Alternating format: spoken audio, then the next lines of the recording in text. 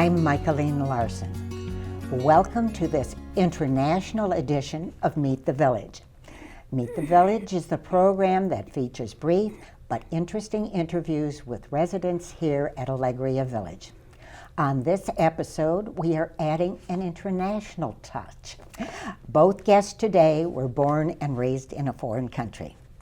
Now, our first guest today is Alea King. Alea's new home is up in Bridgeside Place. Alea calls BP207 home. You will be introduced to our second guest a bit later in the program. He is also from a far-flung place. Okay, welcome to Meet the Village. How about we get started? Sure. Okay. Due to my introduction, it is apparent you are not a Michigander. Now, where did you start life's adventure? I was born in the Philippines. Okay. Now, please tell me about your family, when you were young, a child. I was born to my parents at 16 years of age. They were married at 15. Oh, my. So you were born when they were only 16 years old? Right. No. Okay. Nobody thought that they would really succeed. I sure wouldn't have wanted to have to try that. Mm-hmm. Siblings? I'm the oldest of 12 children. I was followed by 3 brothers and 8 sisters, cheaper by the dozen. Oh, that is quite a number of children to raise and take care of. Of course. Oh, okay. Your mom and dad, how did they support this family? Well, my mom had a variety goods store and a diner on the other side. My dad worked in construction with a construction company. Mm-hmm. And they worked very hard. I bet they did, yeah. Very, very hard. Okay, now, how old were you when you left the Philippines? I was 19 years old. You should have seen the scene at the airport.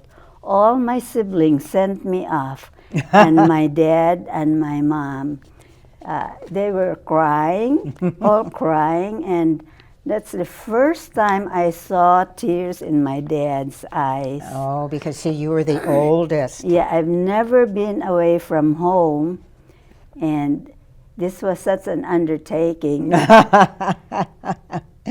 Okay, let's back up just a little bit. Tell us about the education you received in the Philippines. Well, it was very ordinary, except I got accelerated from 2nd grade to 4th grade, mm-hmm. And there is no 7th or 8th grade in the Philippines at that time. Oh, okay. So I went straight from 6th grade to high school. Oh, that's scary. Yeah, now they do have 7th and 8th grade. Okay. Now, were you doing all this stuff on your own, or did you get support from your parents? Or? Oh, my mom was very supportive. Even though I was busy helping her in the store, she made sure I did my studying and my homework. Mm-hmm. And my dad was also very, very supportive. Okay, now I happen to know that you started with your lifelong opportunity to work while you were in the Philippines. Tell us a little about your education before you became a... Oh, I went and attend summer classes for pre-nursing. Mm-hmm. It's equivalent to associate in arts. That's requirement for before you get into the nursing school. Mm-hmm. And I did 2 summer classes to speed it up and 1 regular school year. My mom thought, why was I hurrying?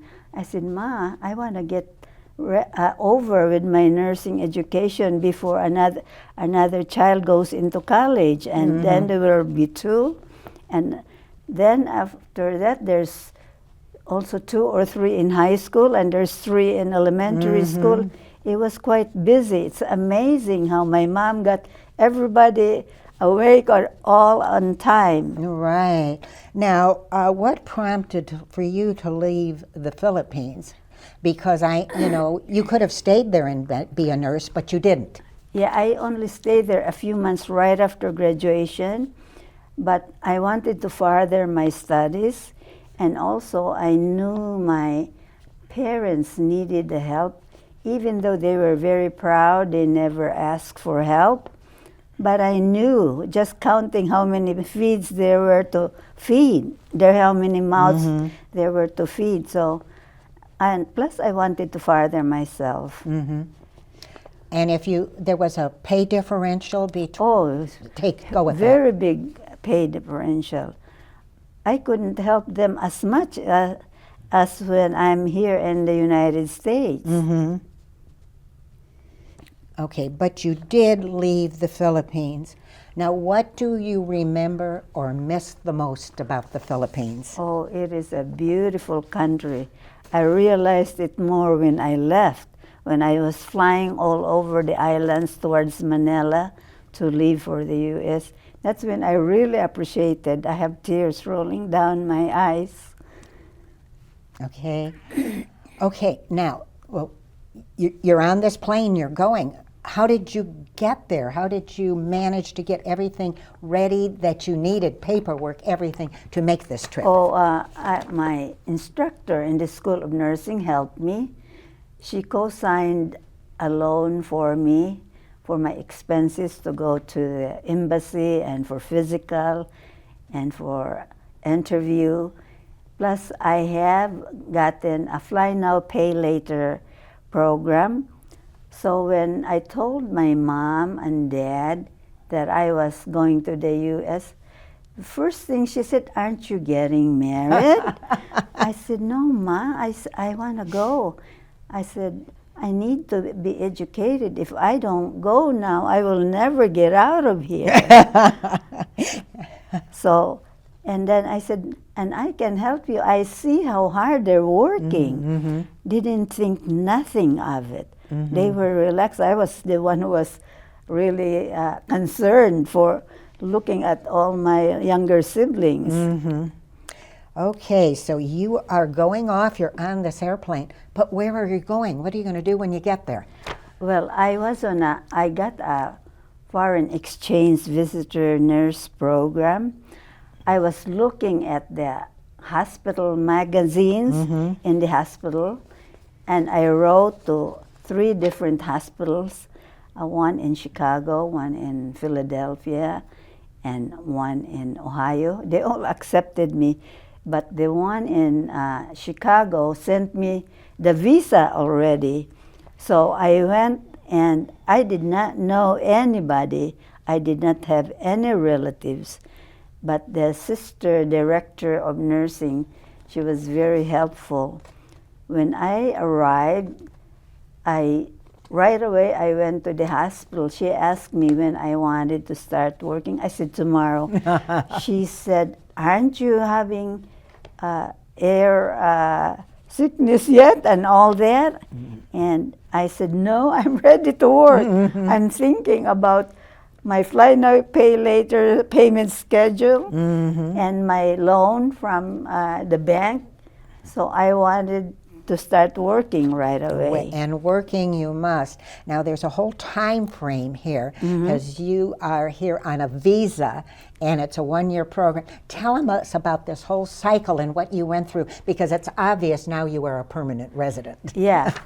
I was not really a permanent resident. Not then, now as we are. Oh, now I am. Yeah. But I was working 2 shifts almost every day because I wanted not only to pay for my Fly Now, Pay Later debt and for my loan, but I also wanted to help send them money every month. But you were on this time schedule. Yes, yes. So when The my program was 1 year. 1 year. Yes. And that quickly went by, Yeah, very fast. and then you did another year. another year. I had bargained if I was pleading with the immigration to extend my stay, and I got it. I was working as hard as I can because I know my time is very limited. I had no social life. All I knew was where the bus goes to work or to another hospital or to church or to the bank. I did not know where the suburbs were. Oh, well, we know you were working very hard, but the clock is ticking. You're at the end of your second year, and they want you to go home. What did you do? By the time of my 2 years, I had to report to immigration office every month. I was only extended month to month. In fact, I was fingerprinted, and they took a picture of me. I guess they thought I might go under and hide because they can sense I did not want to leave. So I said, just please, I'm applying for an immigrant visa to Canada. If you can just extend me little by little.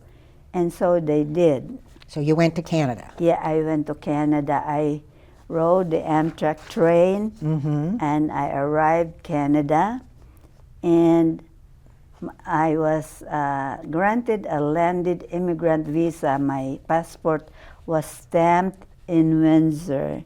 Okay. Okay, but Canada is just across the river, but it's also an international border. Now you're still here. Fill in the pieces.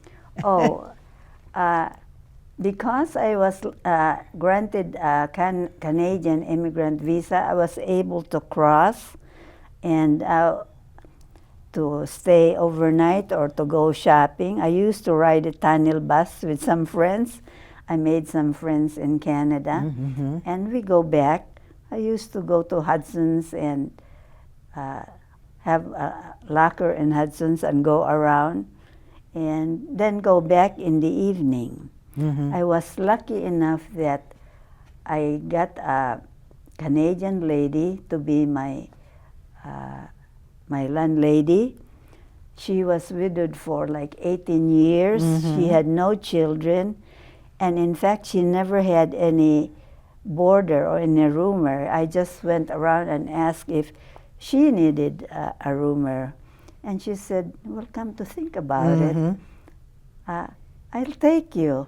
She was a lady who worked here in Detroit at Blue Cross, and she said, that will be good because you'll be here before I get home at 7 o'clock. And she was so kind. I will never forget how she treated me. She said I was her daughter, and she treated me just like her daughter. Oh, that's I wonderful. used the whole house. I had a room, and she took me somewhere on holidays. Okay, but let's get you back to the States. Now, I understand, because we know that you did want to come here and work, and I understand something about the Wayne State Law Library being involved in anything. Let's go that route for a while. Well, we are required, foreign exchange visitor nurses are required to return to the mother country before being allowed to re-enter the U.S. I couldn't afford the lawyer's fee, so I went to Wayne State Law Library and I researched. I figured there must be a waiver to this. So I went and I saw that there were 4 bases for waiver. One was if you are a political refugee, which I did not qualify at all. The other one was for medical reasons. Then the third one was for if you have a skill that is not needed in your mother country, that is in short supply here in the U.S., and also if you are a support to family in the back country. I did qualify on the 3rd and 4th because I had stubs of my checks that I sent back to my old country, and also I was trained in neurosurgery and cardiovascular surgery in Windsor. So I got back in. Okay, but you have to tell our audience that those skills were not needed in the Philippines. Oh, yeah. Before I got that, I wrote to like 24 hospitals all over the Philippines that I needed a position. But I did put a note that if they don't have a vacancy, please reply, because I needed this for my plan to re-enter the U.S. Luckily, they replied, because usually back in the old country, if there's no vacancy, they just don't reply. That's it.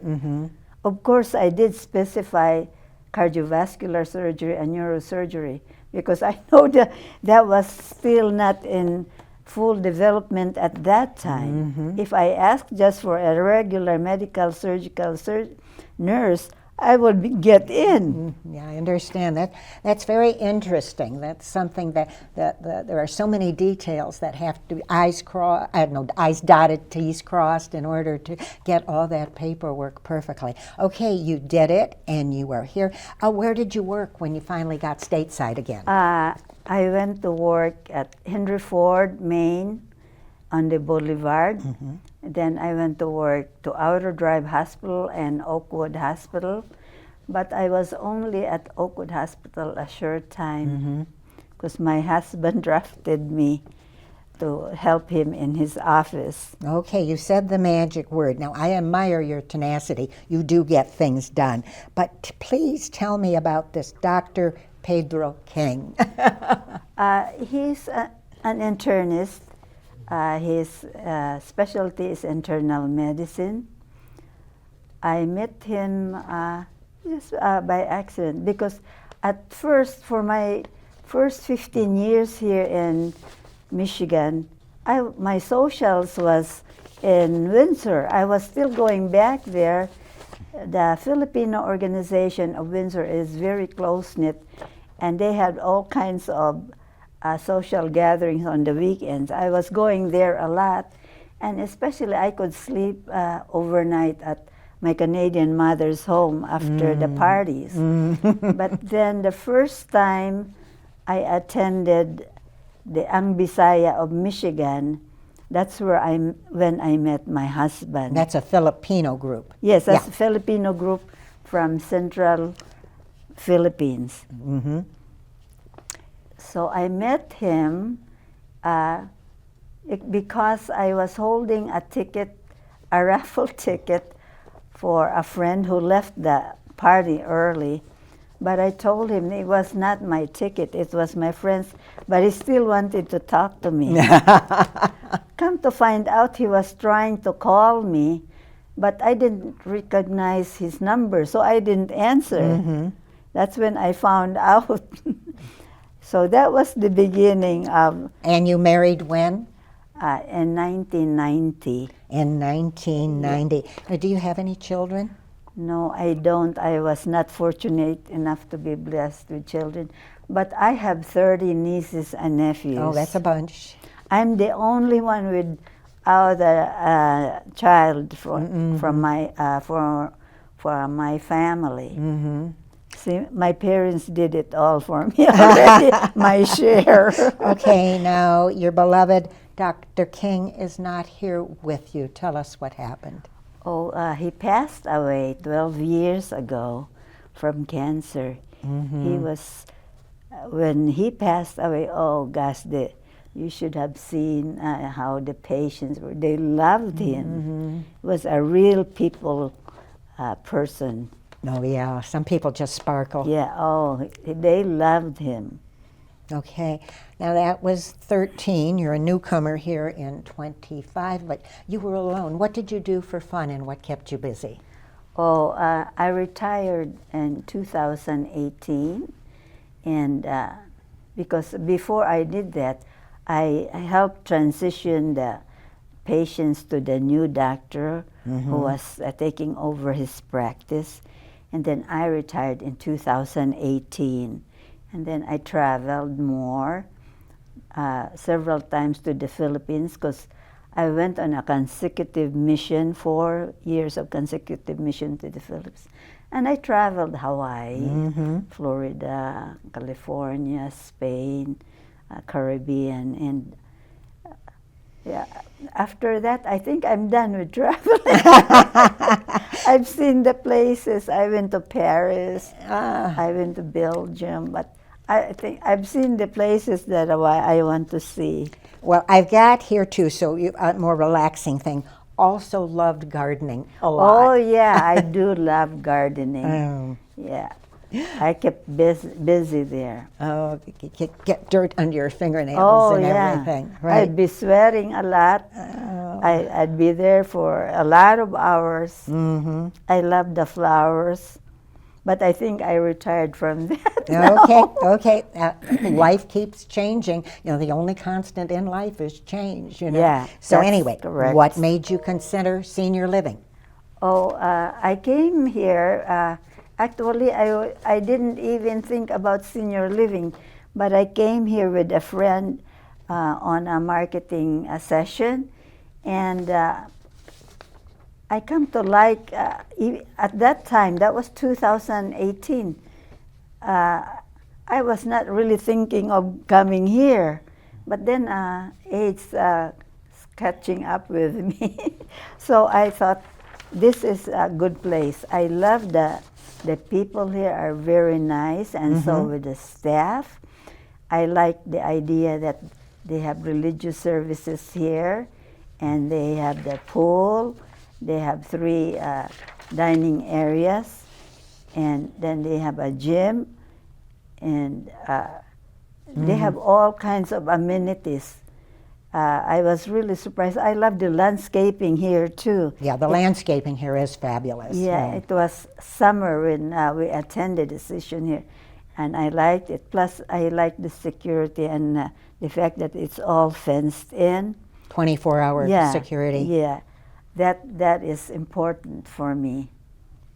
Okay, well, when did you actually join us? When was your move-in date? Oh, just before Thanksgiving. So I'm a newcomer here. Yeah.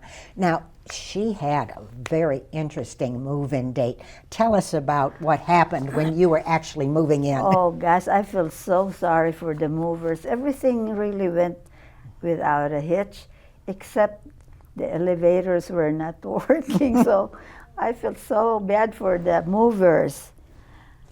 So, But at least you weren't carrying the stuff up. I was not the one carrying the stuff, Yeah, luckily. luckily. So you are here, you like it, and of course there's a lot more to see and learn. And I was told when I moved in it would be a year and a half before I called my apartment home. So you were on a journey. Yeah, I do like my home already. I got a nice view, and I find the people are friendly here. And in my short time here, so many people here are helpful, even if they didn't know me. When I wanted furniture moved a little bit, somebody came, and they came fast too. Okay. Now, before we sign off here, because we're running out of time, do you have any last comments you'd like to make to our audience? Or Yes, I come from very humble beginnings. I've come a long, long way. I have never forgotten the people who helped me on the way with all the obstacles that I have encountered. I have touched many people's lives. I am thankful and grateful to this country for the opportunities it gave me, and it was able to make me help my family and lift up all my siblings so they are improved. And I, in fact, was able to sponsor all 11 siblings plus my mom, because my dad passed away early at the age of 56. So only my mom was able to come here. And there are so many nice people here. I find it out even more.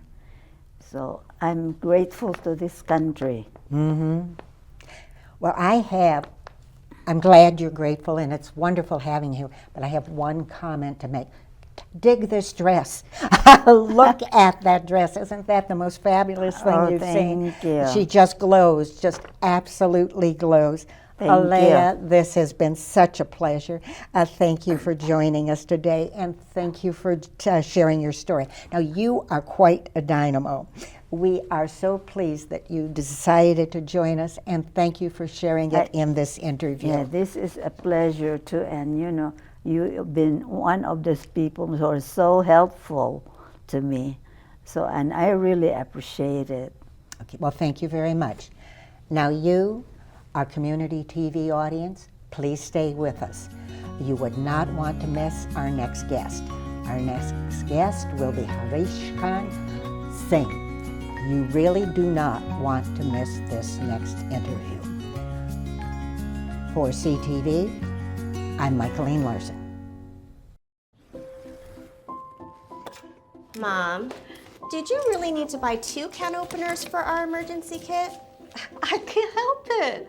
They're 2 for 1. Start a conversation with your family and plan together for emergencies. Mom was always organized, but she started forgetting to pay her bills on time. And she'd buy the same gifts over and over. Telling the girls about my Alzheimer's diagnosis was really hard. At first, we had our cries, but then we were like, okay, let's make a plan. Early detection gave us time to adapt together.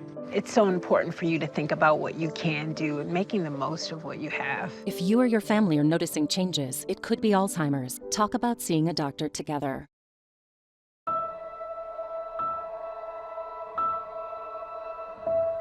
I know sometimes we get into it and it's just hard on both of us, but try to understand me more and I'll try to do the same. But you have excuses because you're old, so it's okay. Listening is a form of love.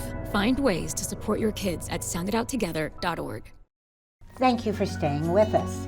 I welcome you to part 2 of this broadcast of Meet the Village. Today, our second guest is Harikrishna Singh.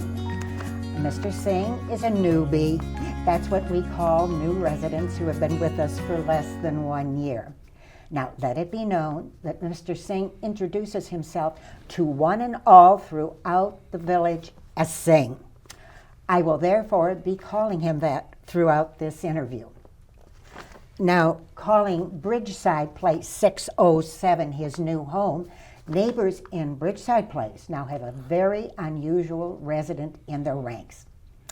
Welcome to Meet the Village, Singh. Thank you. This is where friends and neighbors will be introduced to the where and from whence you come. How about we get started? Sure. Okay. Now, you are obviously wearing traditional dress. Please tell us where you were born. I was born, that time it's called India, but later on it got divided. It was in Punjab, which became part of Pakistan. Mm-hmm. So, because in the Pakistan was a Muslim nation, Mm-hmm. while India was a nation of all the religions, so we had to be forced to move from that part of Punjab to India. Okay. Yeah. Now, when and where did this all take place, and how old were you at the time? Okay, this was in 1947. 1947. 1947, the country got divided, Mm-hmm. and we were forced out towards India, and I was about 8 years old, 8 years old. and I was in 4th grade. And the 4th grade. Okay, now we do not have time to tell the whole story about the Great Migration, you know, the chaos, the slaughter, but how did your family fare? Not very good.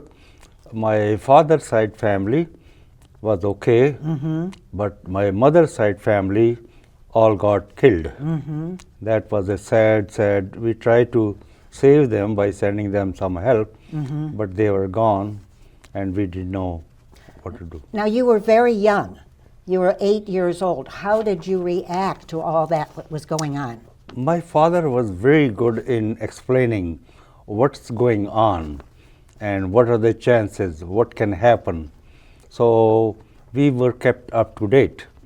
So that's why they said we were told we are going to be traveling by train, and that train took a lot of time. Normally it takes about 24 hours. In our case, it took 1 week because there was no signals and rails were stopping at every point. Right. But as a child, the devastation, the killing, do you have any memories of that?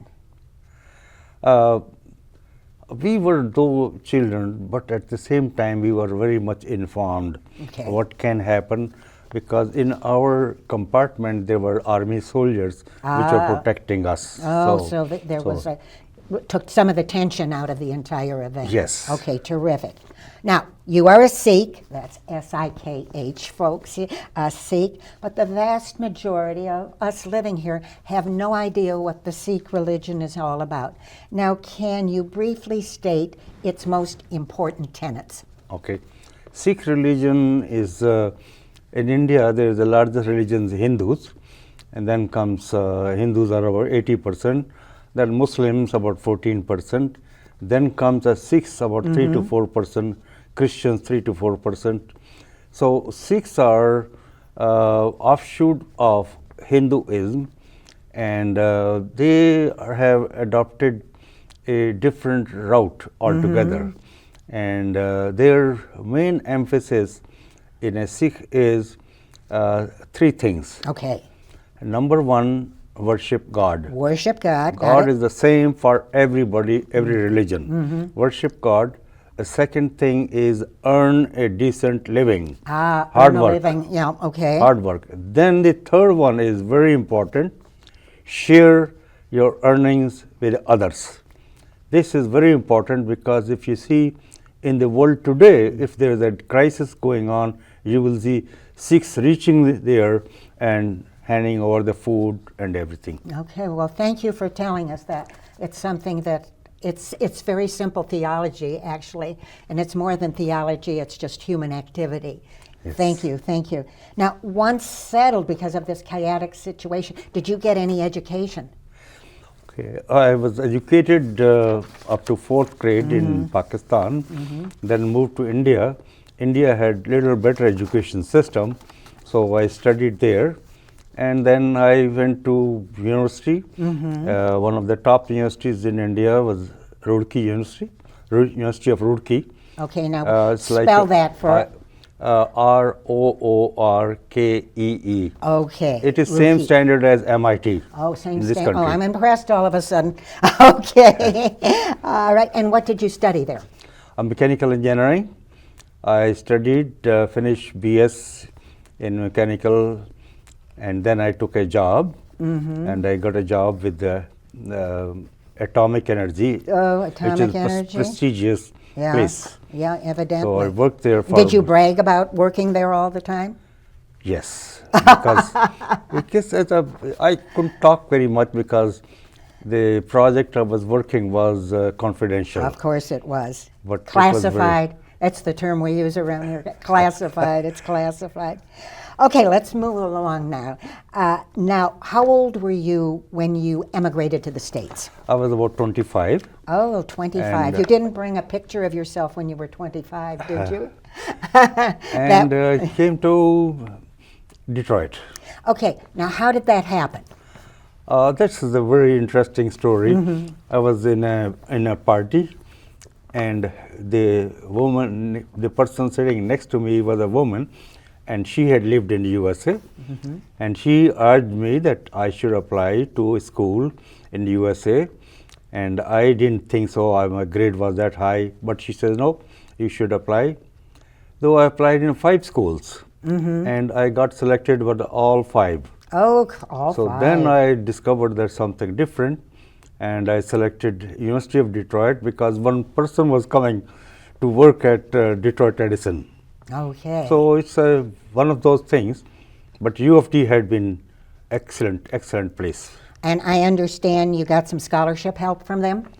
Yes. I approached the chairman of mechanical engineering department, and I showed him a resume, and I said, if you could give me some financial help, it will be great. So he looked at it and he says, yes, we have a teaching fellowship, and we will give you the teaching fellowship. You will get $220 a month, which was a large amount of money. And what year was that about? This was 64. 64? 64. Okay. 64. So, University of Detroit had been very kind, very nice to me, and as I always say, if somebody has been so nice, you should ask yourself, what have you done to that school? My answer is a lot. Okay. I sent some projects there, and till today, I am a big donor to University of Detroit. Oh, I'm glad I'm sure they appreciate that. I am I am a part of their President's Council. Okay. And I get the dinner invitations. Okay, now, but you picked up a degree at U of D. It was a master's, wasn't it? Masters in mechanical engineering. Master's in mechanical engineering, not bad at all. Okay, now you obviously did not stay at U of D for your entire time. What came next? At U of D, I applied for a job to Ford Motor Company, and I got the job. And I got it in computers area, and it was known as a highly qualified people were admitted in that department. Okay. So I got it. So if you're working with computers, was it design work? It was, we were changing the manual designs to computer-aided design. So what were you working at? What Okay. bits and pieces? Okay, I'll give you an example. The windshield wiper design on computer. So I wrote an SAE paper. SAE stands for Society of Automotive Engineers, and presented that paper. It was published in my name, and then I had some seat belts, airbags and seat belts. I had Right. the patent on that one also. So I did very good in Ford Motor Company, and Ford Motor Company had been very good to me. Yeah, well, it sounds like it. How long did you spend at Ford? 30 years. Oh, 30 years. 30 years I worked in different departments, and then became a program manager. I was the first Sikh who broke the glass ceiling. Oh, a glass ceiling because to they be told me broken. that the chances are this glass ceiling is well, tough. congratulations. Pardon me? Congratulations. Thank you, thank you. Because you got to start somewhere. You really do. Oh, okay, let's back up a little bit. I wish we had 2 hours for this discussion, but we don't. Do you have family? I have 2 daughters, and both are professional. One became engineer from University of Michigan. The other got the physical therapist degree, and both were working. Now, one physical therapist works about 2 days a week, and the other one does a lot of social work because she does not need the money. They're married to the their medical job. doctors. Yeah, I understand. So- But you've talked about the children. There was a mother in the scene somewhere, a wife? My wife was very helpful. She was Indian style wedding. Tell us, that's the story I Okay. want our viewers So to I hear. wrote to my dad, I'm coming to India. My intention is to get married. So my dad put an ad in the paper, and they were all of applicants. And we tried to match the education level of the boy and the girl, and then we tried to match the family's financial level of the boy and the girl. If all these things match, then finally interview takes place. In this case, I went there. I talked to my wife for about 5 minutes. In 5 minutes, I made a decision, yes, you are the one. And she then went in a conference with her family, and she says, yes. So that's the way. After about 3 weeks, we got married. And after about 1 month, she came here. And the relationship obviously worked. Yes. See, that's the interesting part, folks. We don't do it that way. I can't imagine. But I am so pleased that it worked for you, and I'm so glad you were willing to share that. Okay, your wife isn't here with you? Pardon me? I says your wife is not here with you. My wife died about 6 months back. I thought she was in better health than me, but she got the pneumonia and unfortunate part. Somebody has to go. So, but she was 82-year-old. Okay, okay. Okay, now that you're retired, how Yes. did you keep busy? See, that when I retired, I have a great big house in Dearborn, and after some time it got boring. So then I was looking for independent living. I looked at 4 or 5 places, and this Alegria came out to be at the top. One of the reasons is Alegria is about 5 miles away from my home. So I can go at any time home, come back here. And I find out it was financially, it was okay. So then I toured this place few times. I like it, and my decision so far, I'm saying, was a good decision. Okay. Well, I'm glad to hear that. But there's one little story I'd like you to tell your version. Because it said when you retired, you finally had time for tennis and golf.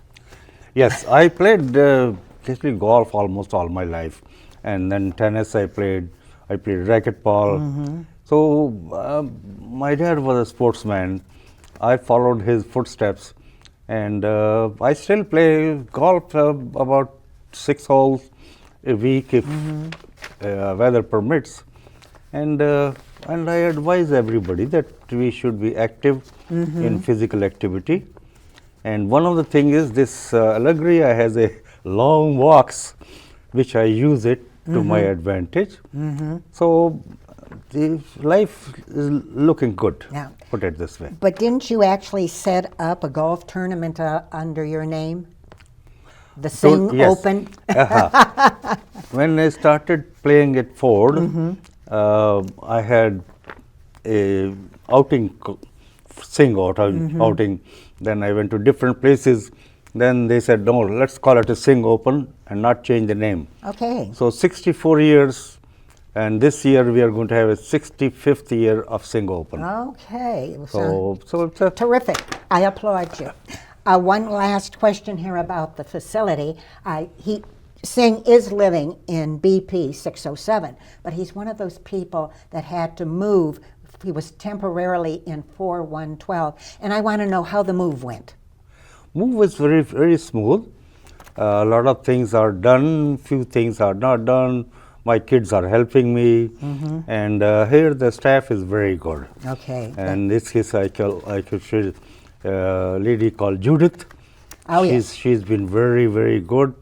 And anytime I say this is not right, and she fixes it. Well, I'm So I have glad no to hear complaints. that, and I'll have to talk to her. No, I have no complaints, none whatsoever. Now, do you have any last comments before we sign off? Last, Any last comments? Anything for our I audience? think one has, you have to, everybody has to retire. After retirement, look for independent living. And in there you compare the places. Maybe different places are suitable for different people. The main thing is the independent living place should be closer to your old home, because initially you will keep going back and forth. So do the homework. Okay. Understand it, folks? Homework does not go away once you graduate from high school. Yeah. Okay.